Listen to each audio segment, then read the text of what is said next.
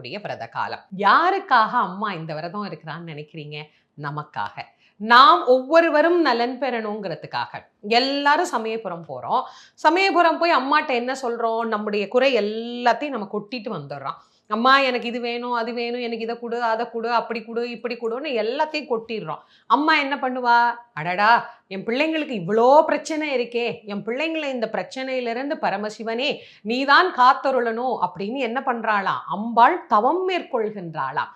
ஒரு ஆண்டு முழுவதும் தன்னுடைய பக்தர்கள் வந்து தன்னிடத்திலே சொல்லக்கூடிய வேண்டுதல்கள் எல்லாவற்றையும் அவள் நிறைவேற்றி தந்து தன் பிள்ளைகளுக்காக, தன்னை அண்டி வந்த தன்னுடைய மக்கட்செல்வங்களுக்காக அம்பாள் 28 நாட்கள் நோன்பு நோற்கக்கூடிய ஒரு அழகான விரத காலம் தான் இந்த பச்சை பட்டினி அப்படிங்கிற விரதம்.